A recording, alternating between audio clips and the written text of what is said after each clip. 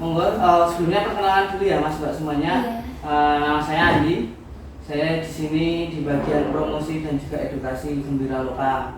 Jadi memang di sini di bawah Departemen Pemasaran ada bagian produksi. Kita manggilnya produksi sih. Itu kepanjangannya dari promosi dan edukasi. Nah kemarin dari Mbak siapa yang hubungi? Mbak Sheila ya, dari Mbak Sheila kesini juga ya waktu itu ya. Iya. Itu kan mau melakukan wawancara. Nah itu mau kenalan dulu. Ya mungkin sebelum terima kasih ya sudah meluangkan waktunya. Untuk kami di sini ingin mewawancarai pihak Gembira Lokanya tentang 4A pariwisata di sini dan juga manajemen pariwisata serta carrying capacity-nya. Sebelumnya perkenalkan dulu, saya Putra. Saya Adina. Saya Sheila yang apa? Ya. Ya. Langsung saja ya ke pertanyaannya mungkin. Oke, yang pertama. Mungkin bisa diceritain kayak Pak mengenai Gembira Loka ini, kayak kenapa sih Gembira Loka ini bisa dinamain Gembira Loka? Apakah ada cerita pada filosofinya gitu Pak? Ya ini saya juga cuma dapat cerita ya Mbak. Saya bukan saksi sejarah hal itu. Jadi memang Gembira Loka itu sendiri itu kan awalnya ada keinginan dari Gubernur DIY ya. Jadi ya kita sebutnya mungkin aja ya Raja DIY atau Gubernur Daerah Istimewa Jakarta, yaitu Sri Sultan Hamengkubuwono yang ke-8 awalnya. Jadi ke-8 itu ingin membuat suatu tempat yang dinamakan Kebun Rojo. Jadi Kebun Rojo itu memang harapannya nanti bisa menjadi ya wahana interaksi untuk masyarakat yang ada di Jogja. Tempat rekreasi lah yang murah untuk masyarakat yang ada di Jogja. Nah, kenapa disebut Gembira Loka? Jadi memang Gembira Loka itu kan artinya tempat bahagia. Gembira kan dari kata-kata gembira ya. Loka itu kan dari asal namanya kan tempat. Jadi harapannya orang yang kesini itu ya ini adalah tempat untuk orang-orang itu biar bisa bersenang-senang, gembira, bahagia. Karena itu dinamakan Gembira Loka. Dari dulu sampai sekarang namanya Gembira Loka. Untuk Gembira Loka sendiri ini sudah berdiri dari tahun berapa kalau boleh tahu Pak? Jadi memang untuk ide awalnya itu di tahun 1933 itu oleh Sri Sultan Hamengkubuwono yang ke-8. Nah tapi ya memang tahun 33 sampai ya Mas Mbak ini kan tahu sendiri ya, sampai tahun 45 sampai 50 pun masih masa-masa perjuangan. Jadi memang waktu itu pembangunannya sempat terhenti baru di tahun 1953. Jadi 70 tahun yang lalu baru tahun 53 itu Gembira Loka resmi berdiri setelah adanya Yayasan Gembira Loka. Kalau untuk hewan-hewan yang di sini ini pada awalnya ini bagaimana bisa sampai ke sini? Apakah dapat dari bantuan dari pemerintah atau bagaimana? Boleh diceritakan? Oke, jadi pertama ya Mas, kalau untuk yang di Gembira Loka ini bukan kebun binatang pemerintah juga. Jadi ini adalah kebun binatang swasta. Ini adalah kebun binatang swasta. Nah, untuk satwa itu memang sebenarnya cara ada satwa di sini itu banyak caranya. Yang pertama itu bisa jadi karena dia sudah beranak pinak di sini. Ya mungkin sebelum beranak pinak bisa saja yang pertama dia seserahan dari warga. Jadi mungkin misalkan ada yang warga itu tahu punya peliharaan ini. Ternyata setelah dia pelihara dia tahu kalau hewan ini dilindungi. Nah, akhirnya biasanya mungkin bisa diserahkan ke tempat kita karena memang ada kasusnya beberapa hewan itu adalah hewan seserahan. Itu yang pertama. Yang kedua itu bisa juga nanti sitaan dari BKSDA atau penegak hukum, Gakum atau polisi hutan. Jadi misalnya mereka menangkap kasus perjualbelian satwa, ternyata satwanya itu memang dia tidak bisa dikembalikan ke alam karena kalau dikembalikan ke alam dia itu bisa mati malahan. Itu akhirnya diberikan di sini. Jadi kan tetap dia masih punya nilai edukasinya kan, sebagai display itu kan juga nilai edukasi.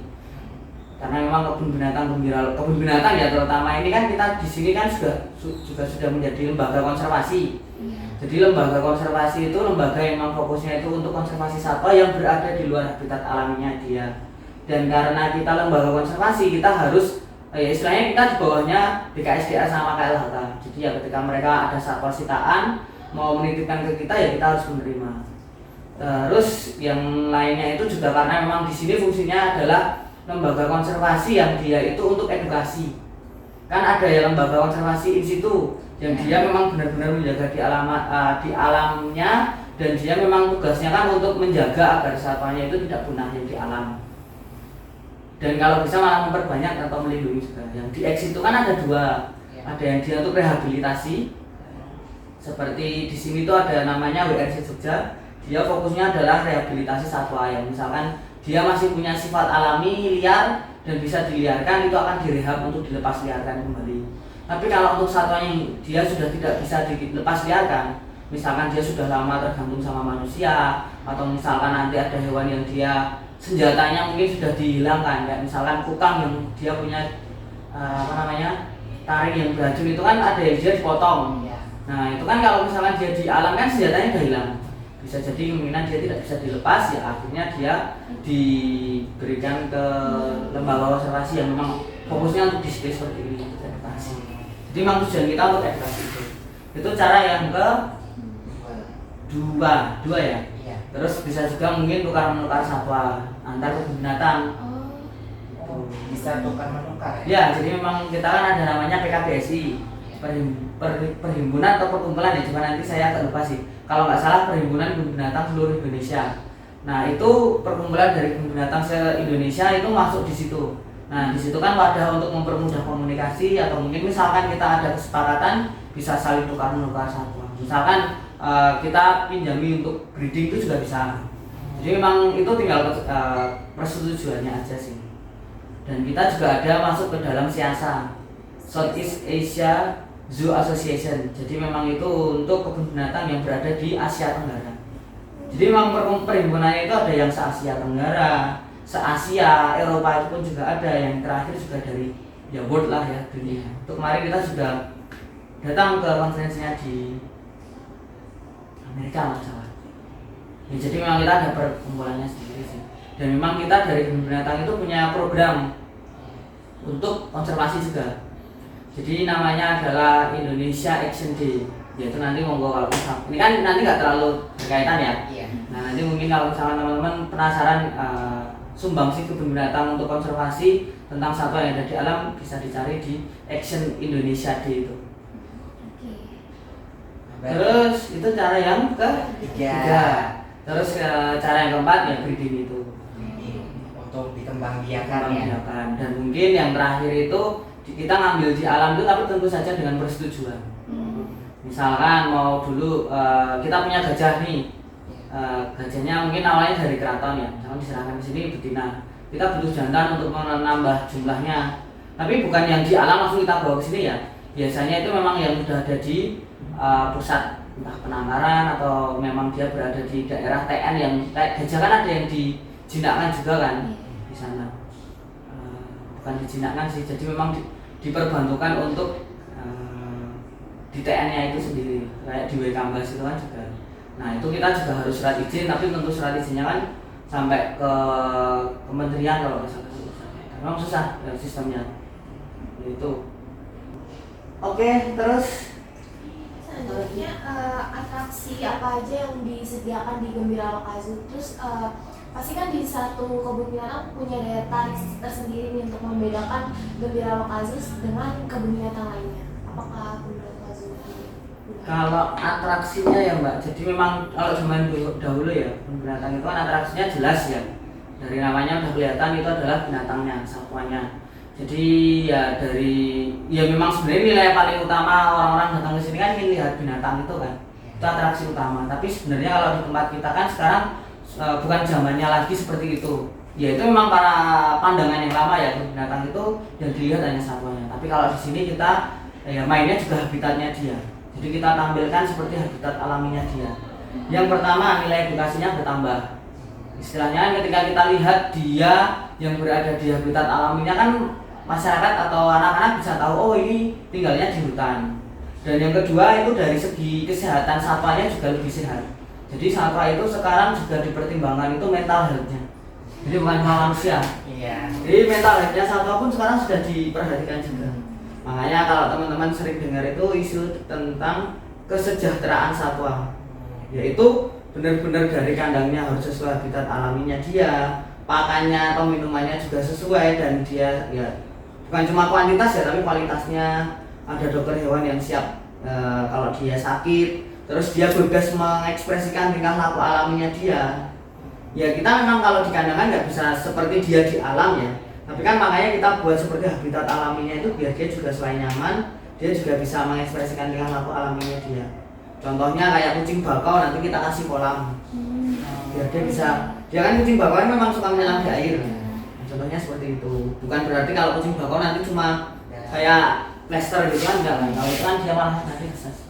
Nah karena itu setelah semuanya terpenuhi biasanya ya kita nilai kesejahteraannya itu. Kalau memang kesejahteraannya bagus ya berarti dia nggak akan ada tingkah laku yang entah menyakiti diri atau gimana. Berarti dari gembira lokalnya sendiri itu punya syarat dan ketentuan ya terkait tempatnya ya, untuk menaruhkan ya, satwa itu biar tidak stres. Ya, jadi memang suatu kebun binatang itu memang yang paling mendasar ya mas. Jadi memang ada yang paling mendasar lah. Kita itu harus memenuhi kesejahteraan satwanya itu. Jadi bukan zamannya lagi cuma satwa itu untuk tontonan, tapi kita juga harus mensejahterakan mereka. Karena kalau mereka sejahtera ya kemungkinan mereka mau breeding, terus mereka bertingkah laku seperti di habitat alaminya dia itu sebagai nilai tambah edukasi kan juga bertambah. Makanya seperti itu. Makanya bahkan kita untuk pelatihan itu kan yang paling mengawasi kan perawat satwanya ya, kipernya ya, dokter hewannya juga ataupun tim nutrisi. Nah itu sampai kita ikutkan untuk pelatihan yang narasumbernya dari luar negeri, dari Singapura sih. Aku dan salah. Kalau nggak salah ya, mereka itu adalah tim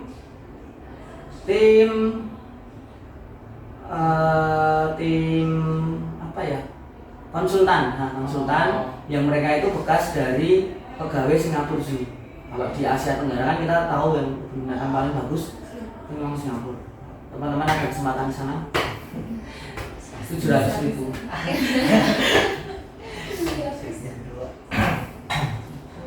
Lanjut pertanyaan ketiga kita, jika terkait dengan fasilitasnya, fasilitas apa saja yang ditawarkan di Gembira Lokal Zoo ini?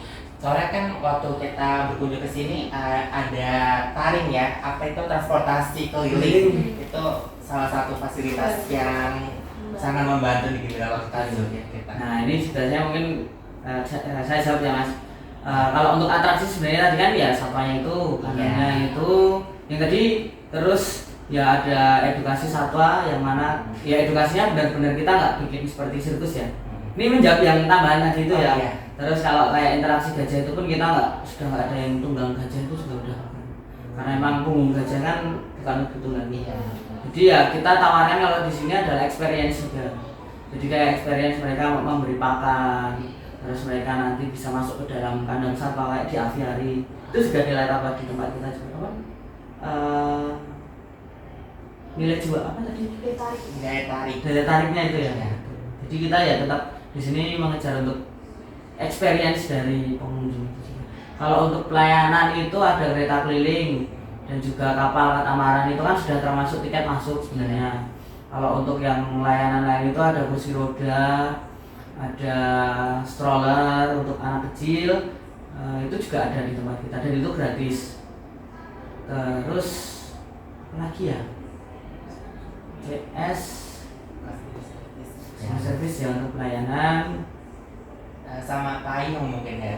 Kalau payung berbayar mas. Oh payung berbayar. Sekarang berbayar. Dulu awal-awal coba masih gratis. Oh. Sekarang udah berbayar. Terus apa ya?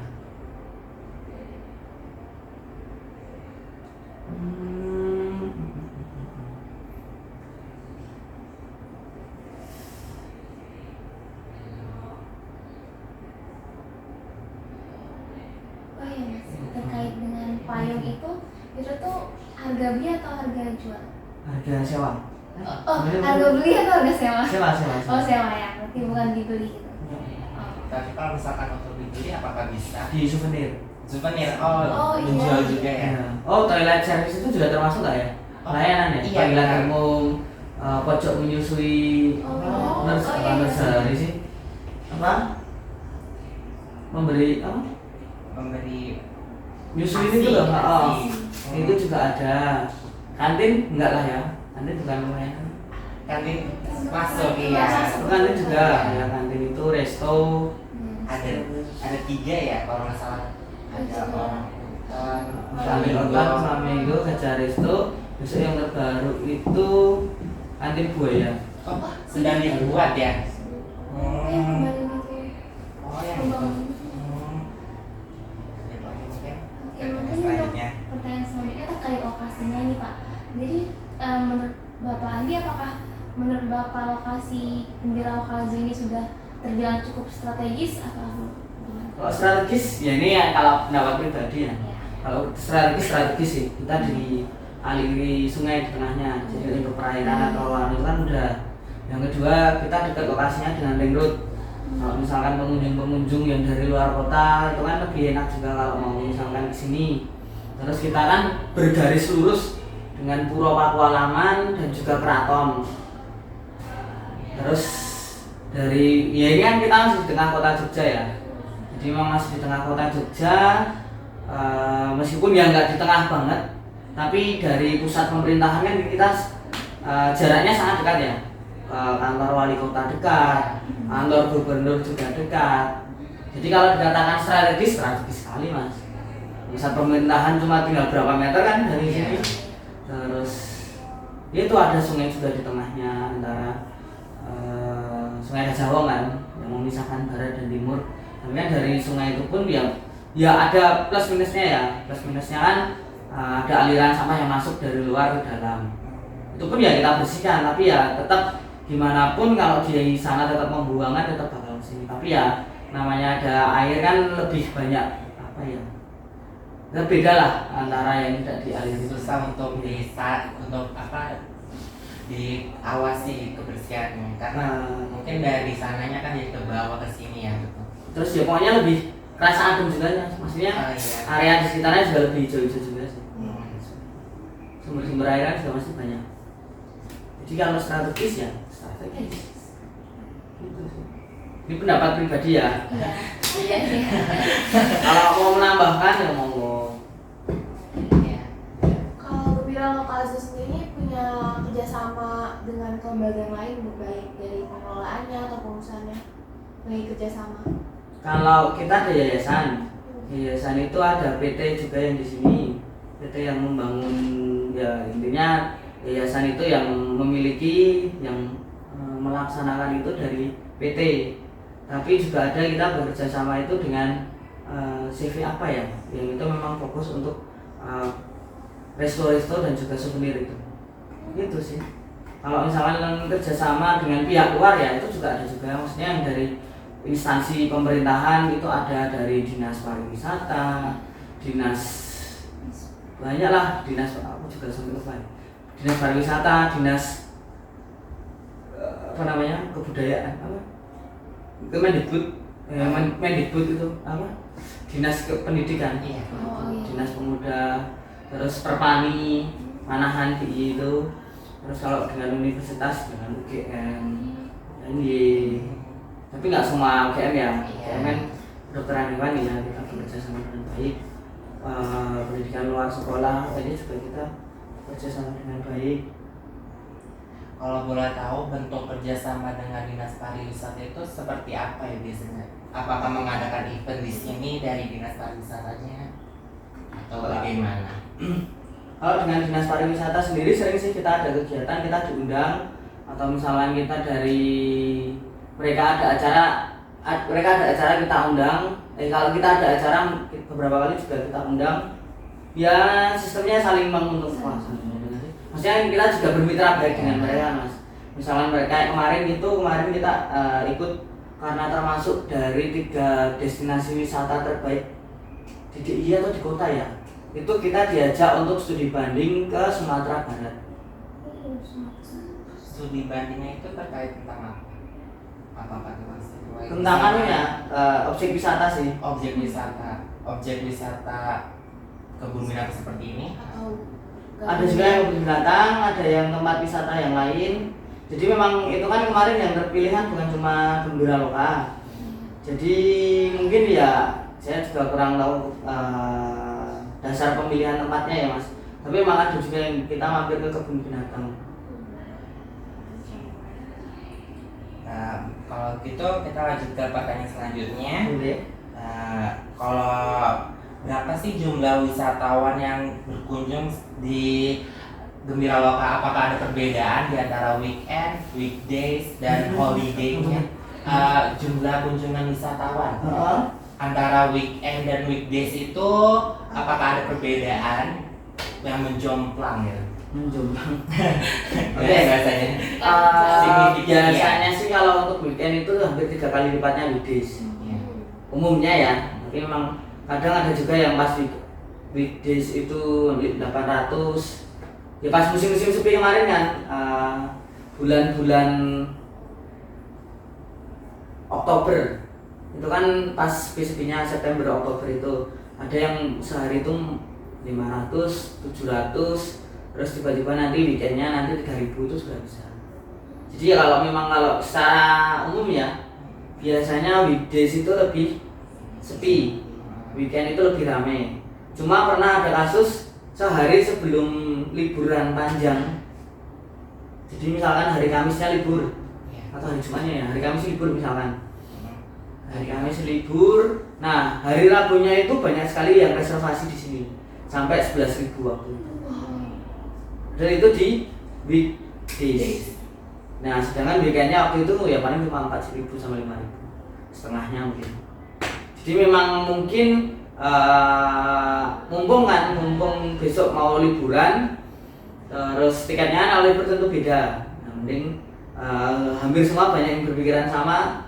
Sehari sebelum liburan itu beberapa kali, sering 2 kali kalau nggak salah itu tahun ini itu malah lebih banyak daripada weekend. Jadi Gembira Loka sendiri ini bisa direservasi ya untuk tiketnya? Bisa untuk dipesan dulu? Mana? Bisa dipesan dulu, reservasi dulu tiket? Reservasi bisa. Oh bisa. Nanti tinggal hubungi via CS. Nanti reservasi malah siapa tahu, maksudnya kalau reservasi bisa kita berikan benefit lebih. Misalkan kan kita juga ada harga rombongan itu Mas. Jadi kalau misalkan nanti 31 orang nanti dapat 1 free tiket dan dipotong 5.000. Nah, kalau misalkan rombongan nanti ya jumlahnya kalau lebih banyak ya, kalau 31 ya tetap mungkin segitu. Misal jumlahnya 300, awalnya mungkin 310 ya, karena kan harus 31. 10 free tiket yang 300. Nanti yang awalnya 10 free tiket bisa kita tambah 12 atau 13.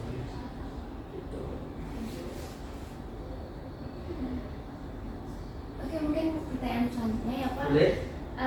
Jadi di Gembira Loka Zoo ini apakah ada batasan pengunjungnya atau bisa disebut dia sebagai carrying capacity Pak? Jadi misalnya nih pengunjung Gembira Loka sudah melebihi batasnya. Jadi bagaimana tindakan dari pihak Gembira Loka itu sendiri? Biasanya kalau di tempat kita itu setelah berapa kalau nggak salah 10.000 kalau nggak salah. Itu nanti langsung ditutup dulu biar nanti agak berjarak gitu loh Mbak. Biar di dalam kan dia nggak terlalu over itu kan. Soalnya dulu itu katanya pernah 27.000 di dalam. Tapi kan 27.000 sebenarnya itu total sehari. Kan berjalannya itu kan mesti ada yang masuk dan keluar. Tapi ya memang waktu itu katanya jumlahnya itu over kapasitas kan. Nah yang namanya saja kita kan belajar dari yang sudah kan, kita perbaikan ya akhirnya ya jumlah pastinya saya berapa juga kurang tahu sih, tapi kemungkinan sekitar 10.000 itu 8 sampai 10.000 itu nanti biasanya kita lihat dulu juga kan di dalam suasananya seperti apa. Kalau misalnya nanti sudah agak kita jaraki misalkan sejam 1,5 jam lumayan lengang, nanti kita buka lagi. Setelah saya di sini sih. Tapi sejauh ini yang pernah tembus selama saya di sini ya belum pernah sih. Karena biasanya memang pas high season pun di total sehari 13.000 itu masih lancar-lancar aja. Jadi belum ada Karena memang mungkin ada yang masuk keluarnya cepat.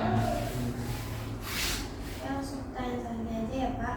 target pasar dari kegiatan wisata di Gembira Lokazu ini dirujukan kepada kalangan seperti apa? Cuma anak kecil kah atau bisa Warga. Segmennya ya. Iya, Jadi memang segmennya kita kan yang paling utama ya jelas itu kan anak-anak dan juga keluarga muda.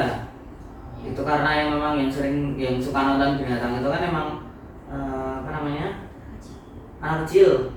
Tapi kan anak kecil nggak mungkin sendiri, dia kan mesti sama bapak ibunya. Ntar nanti ngajak kakek neneknya atau mungkin ada yang nostalgia mau kesini. Jadi sebenarnya kalau untuk segmen utama ada ya, yaitu yang anak-anak sama keluarga muda itu.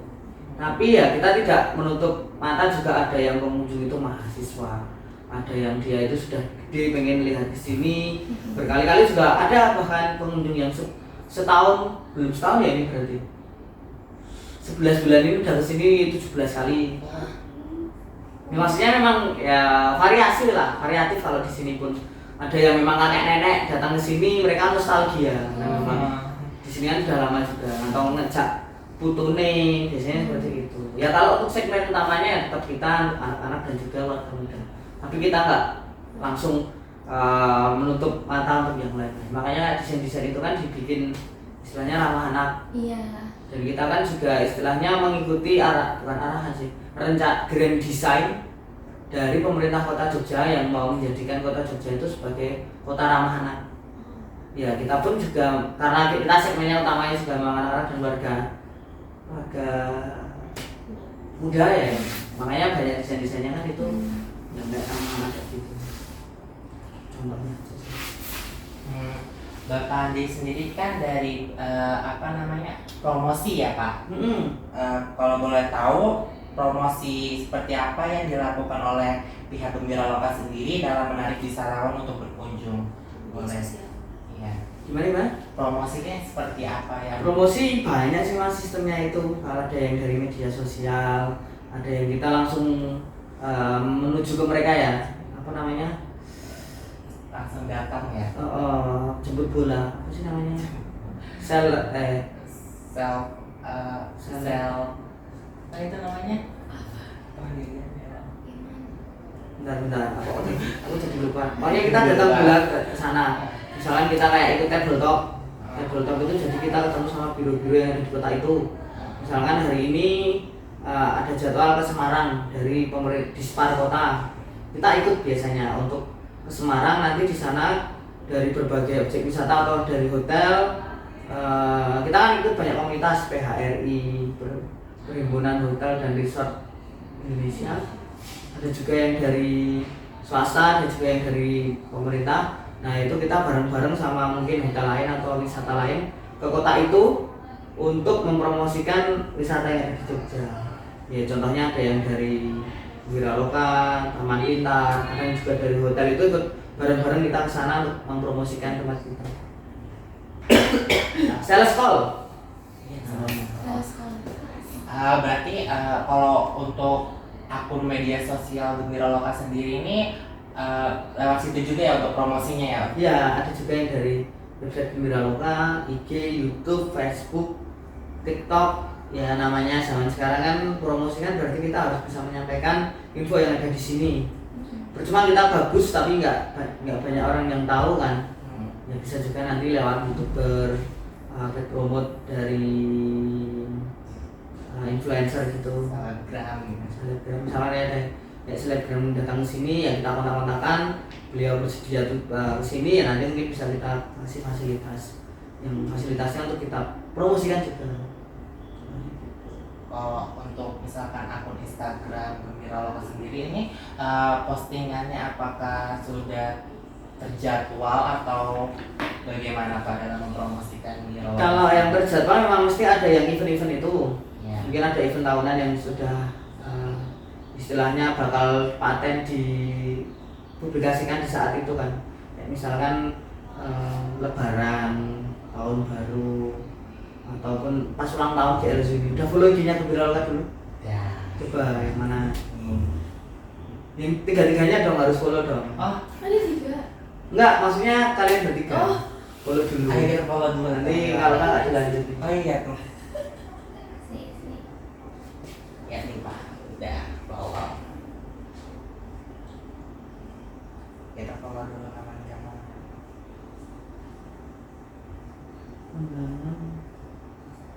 Udah. Pakai upload 6 jam yang lalu ya. Jadi aktif. Berarti Iya. aktif ya Pak? Untuk Aktif untuk konten sendiri itu termasuk aktif ya Pak? Mana? Sering Gimana? sering upload. Jalan yang lama. Ini 6 jam. Masih baru. Ini 35 menit yang lalu. Oh, ada lagi.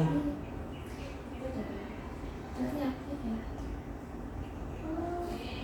Mungkin lanjut ke pertanyaan selanjutnya. Oh iya, mungkin Itu kan. tadi kan belum sampai selesai. Oh. Jadi memang ada yang sudah dijadwalkan, ada juga yang dia insidental. Misalnya tiba-tiba ada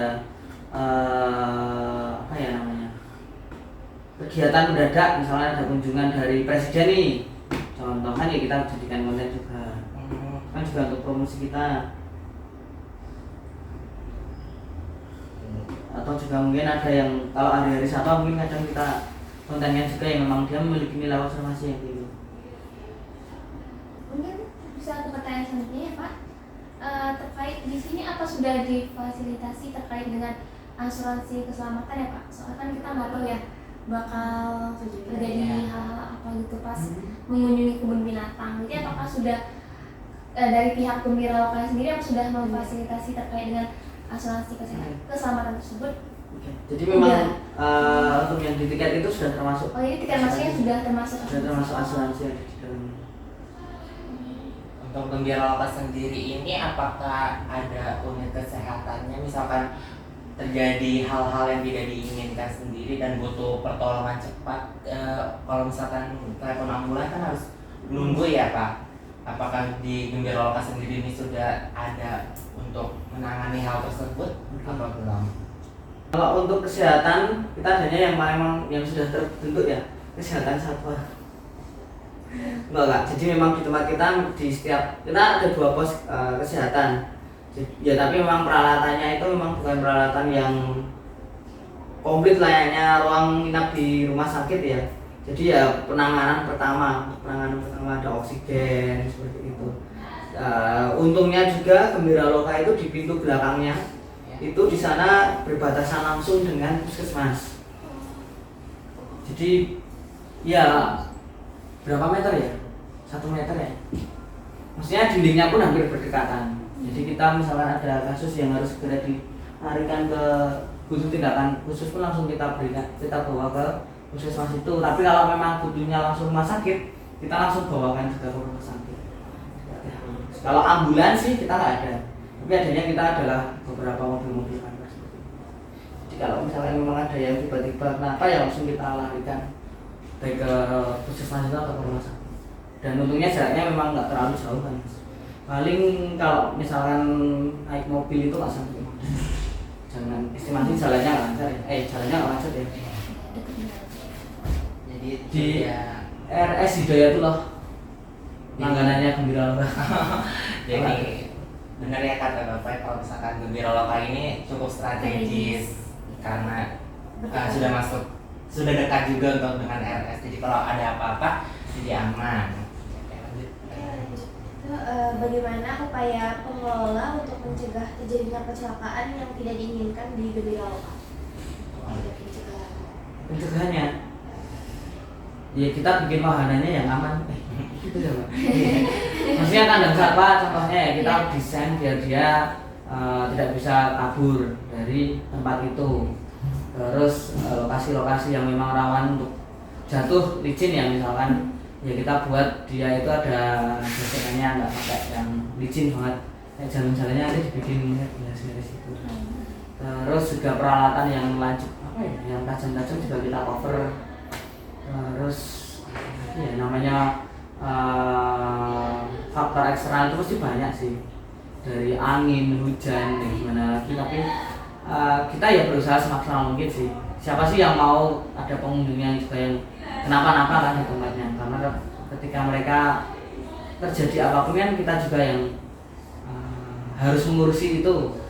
Kita nggak misalkan ada yang kenapa-napa jatuh pun langsung kecelakaan atau apapun juga nggak kita lepas tangan kan. Bahkan kita ya sering berkali-kali nanti benar-benar kita dampingi sampai mungkin beliau itu merasa sudah baik. ya mungkin intinya asasnya juga kekeluargaan ya. Jadi untuk regulasi sendiri Gembira Lokal ini apakah ada regulasi untuk wisatawan ketika berkunjung ke Gembira Lokal Zoo ini? Kayak peraturan-peraturan yang boleh dilakukan dan tidak boleh dilakukan oleh pengunjung ketika di sini. Kalau peraturan mesti juga ada sih mas. Tapi memang ya namanya orang ya, namanya kita sudah kasih aturan, ya tetap mesti ada juga yang melanggar. Kalau contohnya paling sederhana kan memberi pakan satwa, masih banyak yang sering memberikan makan satwa dari luar. Terus kalau membawa makanan kita nggak masalah kok, ada aturannya. Apalagi ya aturan. Ya namanya aturan kan mesti dibuat untuk biar dia itu juga untuk melindungi dirinya dan melindungi orang lain. Jadi ya kayak hanya akses untuk kiper itu makanya kita ada aturan hanya kiper yang boleh masuk ke area ini. Dokternya karena memang mungkin itu area yang lebih riskan ya kalau orang umum nanti masuk ke dalam situ. Di sini ada nggak sih Pak pernah kasus? Tadi kan katanya ada faktor eksternal kayak pengunjung ngasih makan ke binatangnya, ada nggak dari kasus yang pengunjung ngasih makan ke binatangnya terus binatangnya jadi sakit atau jadi terganggu atau gimana gitu? Saya juga kurang tahu ya Pak kalau yang di lapangan itu seperti apa. Tapi memang pemberian pakan yang tidak sesuai itu mesti bisa bikin satwa mesti sakit. Contohnya kayak misalkan kura-kura terlalu banyak protein itu bisa menjadi apa ya namanya itu batu sih batu bladder itu apa sih bahasa Indonesia bladder bukan tempat untuk nahan pipis itu loh, kandung kemih. Iya. Nah, batu kandung kemih itu juga sering muncul di situ. Ini mestilah ada efek-efeknya, mesti kalau misalkan makannya nggak sesuai. Ada juga yang lempari plastik ke orang hutan itu kan juga mesti meskipun nggak secara langsung kelihatan ya, tapi itu mesti akan juga.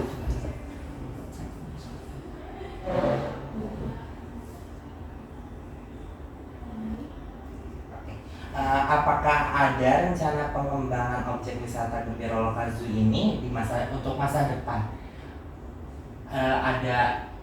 Apakah sedang ada rencana untuk mengembangkan objek wisata ini? Proyek di masa depan. Kalau untuk Gembira Lokal Zoo sendiri ya Pak, memang kita kan komitmennya menjadi kebun binatang yang lebih baik lagi. Jadi kita ini bukan flexing ya, tapi memang saat ini Gembira Lokal itu terakreditasi satu-satunya kebun binatang mendapatkan nilai A di Indonesia. Nah, itu pun kita bukan berarti yaitu kita sudah cukup di situ. Karena memang masih ada beberapa kandang satwa itu yang memang harus kita perbaiki juga. Karena memang itu adalah peninggalan zaman dahulu ya. Namanya zaman dahulu yang sistemnya tadi tak sampaikan, dulu itu satwa itu hanya sebagai tontonan saja. Tapi ya semakin kesini kita semakin paham kalau ternyata satwa itu juga harus dibuat dia itu sejahtera. Makanya mungkin kandangnya akan kita rubah-rubah atau kita desain. Nah, untuk pembaharuan pun itu juga kita pasti di paling tidak ya minimal itu setahun 2 kali. Saat mau Nataru dan juga saat mau Lebaran. Contohnya saat mau Nataru ini kan ada pembangunan di kandang buaya. Harapannya nanti kita bisa berjalan di atas kandang buaya sampai ke dalam itu ada akuarium untuk kita lihat buaya itu ngambangnya itu renangnya itu gimana. Terus nanti untuk Lebaran itu kita harapannya bisa menyelesaikan zona cakar 3. Ini mas mbaknya terakhir di Gembira kapan? Kemarin tanggal 25. Oh, oke. Nah itu kan zona cakar itu kan baru ada 2, zona cakar 1 dan 2. Nah nanti depannya harimau itu mau dilanjutkan pembangunan zona cakar 3 yang sempat tertunda karena pandemi. Untuk zona cakar 3 ini rencananya untuk satwa seperti apa? Hiena, singa, hewan-hewan karnivora itu. Bakal ada tambahan hewannya atau? Iya ada tambahan hewan. Ya, kalau misalkan pembangunan ya mesti kita ingin membuat di sini menjadi perbedaan lebih baik. Ya kan kita nggak bisa prosesnya instan. Dan di sini kan beda sama yang misalkan ada yang baru bikin binatang di lahan yang kosong, itu lebih mudah daripada yang di sini. Karena di sini dia harus memperbaiki bukan membangun. Memperbaiki kan tahu sendiri teman-teman. Yang sudah ada harus dibongkar dulu, harus ya harus dipugar dari awal. Kita harus rusak dulu harus menghancurkan bangunan yang lama, baru kita bisa mendirikan yang baru. Mungkin yang tadi itu pertanyaan terakhir ya Pak. Apa ada pertanyaan lagi teman-teman? Apa ya? Untuk ada nggak sih Pak event kedepannya untuk Gembira Loka ini dalam hal promosi, mungkin event di luar untuk mempromosikan Gembira Loka sendiri? Besok tanggal 7 sampai 10 Desember di Plaza Ambarukmo itu nanti ada pameran. Oh, Pameran Gembira Loka. Berarti satuannya bakal dibawa ke Amplas Iya, atau dibawa ke sana. Jadi hari mau nanti kita enggak, tentu saja hewan-hewannya nggak yang semua ada di sini terus kita bawa ke sana enggak. Mesti beberapa satwa aja yang kita bawa ke sana. Tapi ya istilahnya di sana kita mau ya bawa Gembira Loka ke sana. Jadi ya nanti akan banyak dekorasi tanaman-tanaman. Ya pohon, ya bukan pohon sih. Kayak tanaman yang tinggi-tinggi gitu mau kita buat di sana. Nah, nanti teman-teman monggo bisa mampir ke sana tanggal 7 sampai tanggal 10 ajak teman-temannya. Iya, Kita bagi-bagi door prize banyak. Oh, bakal ada door prize ya. Berarti itu jatuhnya seperti mini Gembira Loka Zoo ya bakal. Di zoo lah. Kita Iya. bawa benar-benar harapannya ketika mereka ke sana itu ya bisa melihat gambaran Gembira Loka itu seperti apa sih. Karena memang temanya kita adalah wajah baru Gembira Loka.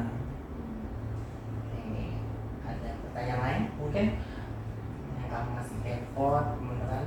besok di eventnya itu cuma kita ngelihat hewannya kah atau ditawarkan harga spesial untuk masuk ke sini atau cuma Nanti sudah ada penawaran harga khusus ya, Pak. Jadi di sana kayak misalnya kita kan punya kartu Ejel elektronik Gembira Loka. Nah itu nanti kayak kartunya itu kalau misalnya dibeli di sana, kalau yang di luar mungkin sekitar 370, di sana nanti 240. Yang mana nanti sudah termasuk tiket masuk untuk 4 orang, saldo 50.000, gratis pembuatan kartu 20.000. itu bisa dipakai sehari atau setahun? Itu bisa dipakai untuk sekali top up itu 90 hari. Nah nanti untuk mengaktifkan lagi ya nanti sebelum 90 hari itu isi top up lagi. Gembira Loka Zoo ini apakah mengikutkan peran serta masyarakat dalam pengembangannya Pak, kalau boleh tahu, misalkan mengajak masyarakat untuk mendirikan UMKM di sini atau apakah bagaimana? masyarakat terlibat dalam pengelolaan Gembira Loka? Biasanya kita lebih kayak support aja sih. Kalau misalnya kita ya kalau UMKM ya kita berikan di sini kan maksudnya adalah lahan untuk jualan itu monggo. Atau kalau misalnya ada pedagang-pedagang di sini kan biasanya kebanyakan dia itu dari warga sekitar.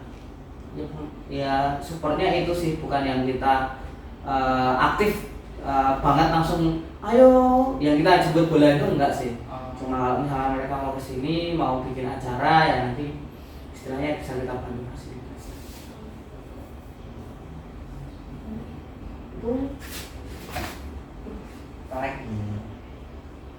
Habis ini tak tinggal ya? Oh, iya semua. Sebelumnya terima kasih Iya, untuk sudah Pak Andi sudah meluangkan waktu untuk menjawab pertanyaan kami. Maaf jika ada salah kata dari kami. Mungkin Selebihnya mohon maaf. Terima kasih. Oke, terima kasih ya Mas Mbak semuanya. Semoga ilmu yang didapatkan bermanfaat. Terima kasih. Itu nanti dipamerkan ke siapa ya? Dosen kita Selama berapa menit itu? Itu kan dilihat terus. 40 ya. Sekitar 40-an. Itu kan dilihat terus. Ngapunten nggih Bapak Ibu. Terima kasih Pak Andi. Oke, kasih sama-sama. banyak. Sukses ya teman-teman. Terima kasih. Sorry ya, dari tadi tak tinggal sambil WA soalnya Oke, Pak. masih ada pekerjaan. Untuk pameran itu. Di atas Karena ya. memang untuk pameran kan yang menjadi pokoknya kan bukan pokok itu sebenarnya memang itu kan kegiatan bareng Gembira Loka, tapi memang secara ya nanti bakal kolaborasi, tapi memang marketing akan berperan banyak juga di sana. Jadi ya ini dari tadi koordinasi terkait pameran. Oke, mungkin sudah dicukupkan. Makasih ya Pak. Oke, Sudah sama-sama. wawancaranya.